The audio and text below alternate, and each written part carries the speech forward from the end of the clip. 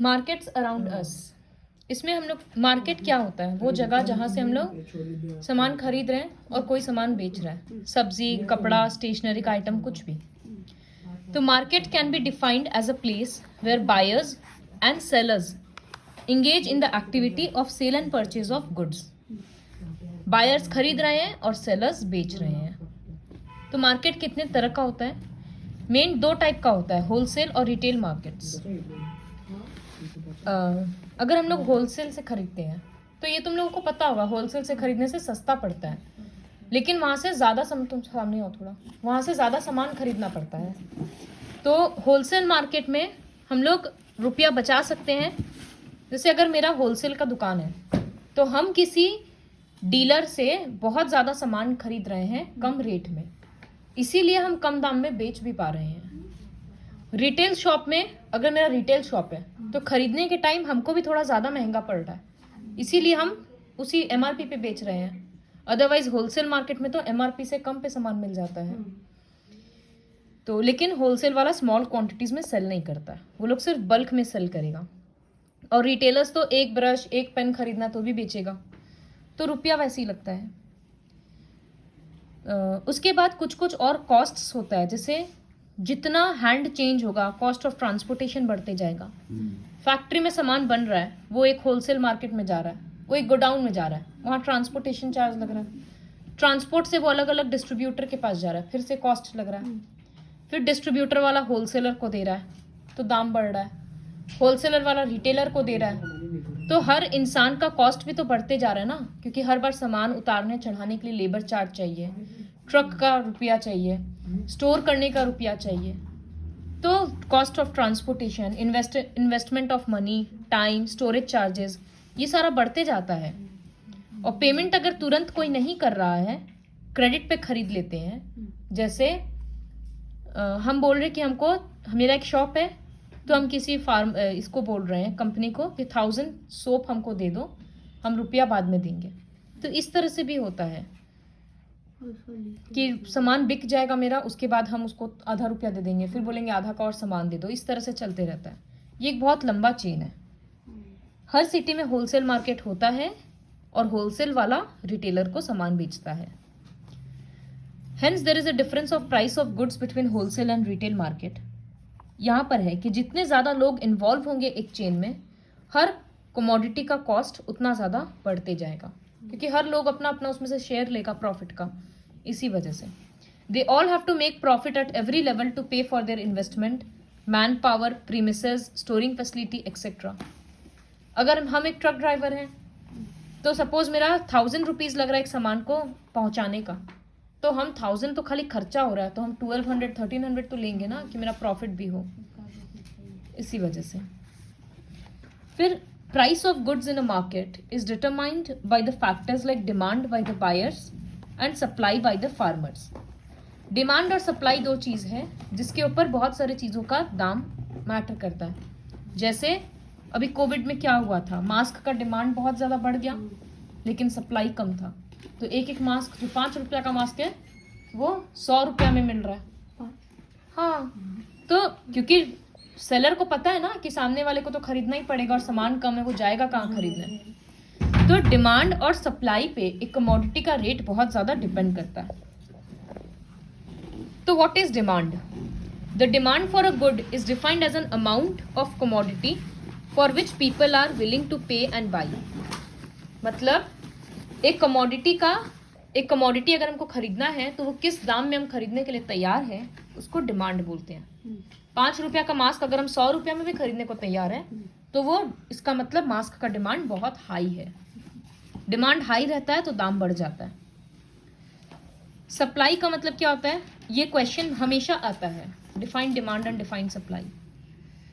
Supply of a good is the quantity that the suppliers are willing to put in the market. जो भी बना रहा है उस चीज को, वो कितना सामान देने को रेडी है मार्केट में, उसी को सप्लाई बोलते हैं। गुड्स का प्राइसेस अगर बढ़ जाता है, when the price of a good rises, supply also rises. ज़्यादा से ज़्यादा हम प्रॉफिटेबल प्रोडक्ट बनाएंगे ताकि मेरे को ज़्यादा प्रॉफिट हो। During the British period, farmers were forced to grow cotton. क्योंकि डिमांड किस चीज़ का था, रॉ कॉटन का। लेकिन वो तो इंडियन फार्मर्स बनाते थे, फिर तो वो लोग ब्रिटिश में, क्योंकि वो लोग ब्रिटेन में कॉटन बेचते थे, तो वो लोग इंडियंस को फोर्स कर रहे थे। ब्रिटेन में डिमांड ज़्यादा था तो वो लोग इंडियंस को फोर्स कर रहे थे कि वो डिमांड पूरा करो। तो जिस चीज़ का डिमांड ज़्यादा रहता है, हर सप्लायर चाहता है कि हम उसी चीज़ को ज़्यादा प्रोड्यूस करें, क्योंकि लोग ज़्यादा से ज़्यादा खरीदेंगे। After independence Indian market has come a long way. हम लोगों का पॉलिसीज ऐसा बन रहा है ताकि लोकल हैंडीक्राफ्ट, अपने कंट्री के लोगों का हम लोग काम को ज़्यादा स्ट्रॉन्ग कर बनाएं। जिससे पहले क्या हुआ था ब्रिटिशर्स के टाइम पे कि इंडियन मार्केट पूरा एकदम खत्म हो गया था, सब लोग ब्रिटिश गुड्स खरीद रहे थे क्योंकि सस्ता भी था। तो अब वो पॉलिसीज चेंज किया जाता है और ऐसा किया जा रहा है कि ज़्यादा से ज़्यादा लोग आकर इंडिया में रुपया इन्वेस्ट करें, हर तरह का काम इंडिया में शुरू हो। Buyers are coming to India even from Paris and Milan. Paris and Milan तो वर्ल्ड का फैशन कैपिटल है, वहाँ से भी लोग आते हैं इंडिया में कपड़ा खरीदने, फैब्रिक खरीदने, डिज़ाइंस खरीदने। Besides the retail and wholesale market, एक और तरह का मार्केट होता है जिसको बोलते हैं वीकली मार्केट।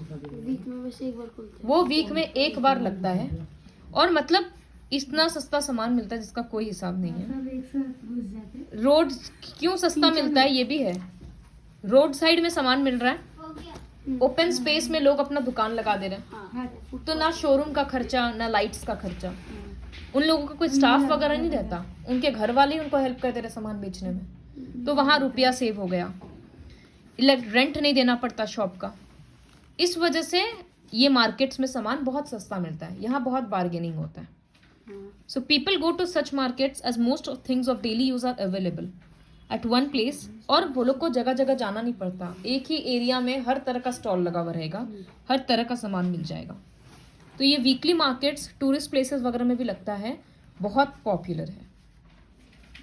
ईशांश दूसरा देखो ब्रेन टीजर्स का। ये वीकली अगर टूरिस्ट वाला ना होगा तब तो तुम क्यों बोला खत्म हो गया? Markets keep changing all the time. Wholesale market is giving way to retail giants. अब होलसेल मार्केट भी खत्म होते जा रहा है, इस तरह से रिटेल शॉप आते जा रहा है, जैसे विशाल मेगा मार्ट, बिग बाजार, शॉपर स्टॉप, ये सब चेन स्टोर्स बोलते हैं इन सबको। मतलब इन सबका चेन होता है जो हर सिटी में होता है। यहाँ पर ये सब बहुत पॉपुलर है, एसी में शॉपिंग हो जाता है, हर तरह का सामान मिल जाता है और बहुत सारा ऑफर भी रहता है। इसमें बहुत सारे प्रोडक्ट भी है, कम कम कैसे ले सकते हैं। हाँ, कैसे भी क्वांटिटी में ले सकते हैं, गाइड करने के लिए स्टाफ वगैरह सब रहता है। दोनों का एक साथ मिलता है, रिटेल और होलसेल एक साथ। हाँ, लेकिन बहुत लोग अभी भी ऐसे हैं जो अपने पास के दुकान से ही खरीदना प्रेफर करते हैं, क्योंकि पास के दुकान से खरीद रहे तो क्या सामान लिया और रुपया बाद में दे देंगे, क्योंकि हम लोग शॉपकीपर को जानते हैं। तो डे टू डे जो छोटा छोटा काम है वो अभी भी हम लोग पास के शॉप वाले से ही करते हैं। Markets and democracy, as you know different types, there are different types of markets, retail, mall, wholesale shop, सब कुछ है और अलग अलग लोग खरीदते हैं, अलग अलग लोग उनके ओनर होते हैं। On one hand we have the shopkeeper जो अपना who set up his shop in different areas on specific days of the weeks. कुछ ऐसा है जो वीकली मार्केट वाला लगा रहा है, गुड्स कहाँ स्टोर कर रहा है, सारा सामान अपने घर पे, और जगह जगह मार्केट में जाकर उसको बेच दे रहा है। और वहीं दूसरी तरफ चेन स्टोर्स वाले होते हैं जो लोग एकदम डेकोरेट करके फर्निशिंग के साथ मेंटेन करते हैं अपने स्टोर को।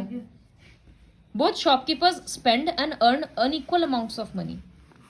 तो जो ये सब स्टोर होता है वो लोग खर्चा भी ज़्यादा कर रहा है, अर्न भी ज़्यादा कर रहा है, और जो छोटा छोटा है वो लोग खर्चा भी कम करता है तो अर्न भी कम कर रहा है। तो both shopkeepers spend and earn unequal amounts of money. Similarly customers का भी बाइंग पावर अलग अलग है। कोई इंसान है जो खाली ब्रांडेड कपड़ा खरीद रहा है शोरूम से, कोई इंसान है जो चीप गुड्स खरीद रहा है वीकली मार्केट से। तो इसीलिए सेलिंग और बाइंग कैपेसिटी दोनों डिफरेंट होता है कंज्यूमर्स और सेलर्स का। मोreover the goods are brought to the customer after passing a chain of markets. This chain helps in supplying goods produced in different areas to reach the customers everywhere. एक product है जो अलग अलग divide होकर हर store में जा रहा है, जिससे कि हर शहर के लोगों को, हर जगह पे लोगों को सामान मिले। लेकिन सबको इक्वल अपॉर्चुनिटी नहीं मिलता मार्केट में प्रॉफिट अर्न करने का। There are two types of markets in an economy, एक है कमोडिटी मार्केट और एक है फैक्टर मार्केट। कमोडिटी मार्केट मतलब जो सामान बेचने वाला है, जहाँ जाकर हम कुछ सामान खरीद रहे हैं। फैक्टर मार्केट, जहाँ जाकर हम कुछ सर्विस खरीद रहे हैं, जैसे उबर, ओला, ये सबसे कोई हमको सामान, गाड़ी थोड़ी मिल रहा है, हमको एक सर्विस मिल रहा है। वैसे ये सब कहीं जा किसी कंपनी से हम लेबर हायर कर रहे हैं घर पेंट करने के लिए, तो वो एक सर्विस हमको मिल रहा है। So that will come under factor market. और वो कम्युनिटी मार्केट जहाँ सामान मिल रहा है, एक स्टोर में जाकर हम सामान खरीद के ला रहे हैं। Market also determine the wages. Wage मतलब जो सैलरी उसको मिलेगा। A job where there are many willing workers but only a small number of position will result in a low wage. Suppose हमको 3 लोग का काम है काम करवाने का, लेकिन अभी मेरे सामने 10 जन खड़ा और सबको काम चाहिए, तो सब कम दाम में भी काम करने के लिए रेडी हो जाएगा कि जो भी मिले कम से कम मिले तो सही जॉब। तो इसीलिए अगर डिमांड बहुत ज़्यादा, मतलब लो डिमांड रहता है और लेबर बहुत ज़्यादा है, तो सैलरी क्या होगा, कम जाएगा। डिक्रीज होगा। लेकिन अगर काम करने के लिए कोई मिल ही नहीं रहा, तो मजबूरी हमको 1-2 इंसान जो भी मिल रहा है उसको ज़्यादा रुपया देकर रखना ही पड़ेगा। तो इसी वजह से market also determines the wages. Earning भी सबका इस पर डिपेंड करता है। तो मार्केट के कारण बहुत इकोनॉमिक इनइक्वालिटी क्रिएट हो रहा है ना, सबको बराबर मौका नहीं मिल रहा अर्न करने का। A democratic government is committed to protect the interests of all sections of the society. Government का काम क्या है, इक्वालिटी मेंटेन करना। तो गवर्नमेंट क्या करता है, बहुत सारा ऐसा स्टेप्स लिया है जो लोगों का इंटरेस्ट को प्रोटेक्ट करे। जैसे मिनिमम वेज फिक्स कर देना कि वर्कर को मिनिमम इतना रुपया तो देना ही पड़ेगा। अब मेरे पास 10 जन है, वो लोग 20 रुपया में भी काम कर लेगा, लेकिन अगर गवर्नमेंट फिक्स कर दिया कि मिनिमम 50 रुपया देना है, तो वो देना ही पड़ेगा, ताकि वो सामने वाला भी तो अपना बेसिक नीड पूरा कर पाए। 50 रुपये में। Besides opening employment exchanges to register names of unemployed candidates who desire employment, government एक रिकॉर्ड भी मेंटेन करता है अनएम्प्लॉयड लोगों का, जिन लोगों को काम करना है। तो गवर्नमेंट के पास जब भी कोई काम आएगा, छोटा मोटा जैसा भी, वो उनको काम देगा। Government ensures the distribution of rice, wheat, sugar, kerosene at reasonable rate. Reasonable rate में राइस, व्हीट, शुगर ये सब देता है। जो राशन शॉप में मिलता है ना, उसको पब्लिक डिस्ट्रीब्यूशन सिस्टम बोलते हैं। फिर गवर्नमेंट क्या करता है, फार्मर से क्रॉप्स खरीदता है, एक दाम पहले से ही अनाउंस कर देगा। जैसे राइस का सीजन शुरू होने वाला है, तो गवर्नमेंट पहले से ही अनाउंस कर देगा कि हम 20 रुपीज़ पर केजी में राइस फार्मर से खरीदेंगे। तो उसको बोलते हैं मिनिमम सपोर्ट प्राइस, ताकि हर फार्मर को पता रहे कि ठीक है, अगर कोई दूसरा फार्मर मेरे से नहीं खरीदेगा तो कम से कम गवर्नमेंट तो इतना रुपया में खरीदेगा ही, तो वो उसी हिसाब से ग्रो करेगा। ये सब के कारण एक्सप्लॉयटेशन से बहुत पुअर फार्मर्स और पुअर शॉपकीपर्स बच जाते हैं। Government also provides electricity, irrigational facilities, technical assistance etcetera at subsidized rates. Villages में, बैकवर्ड क्लासेस में, ये सब जगह पे इलेक्ट्रिसिटी भी कम रेट पे मिलता है, पानी फ्री में मिलता है, इस तरह से बहुत सारा फैसिलिटीज है। पानी का रेट लगता है। A democratic government must provide opportunities to ensure equitable distribution of goods.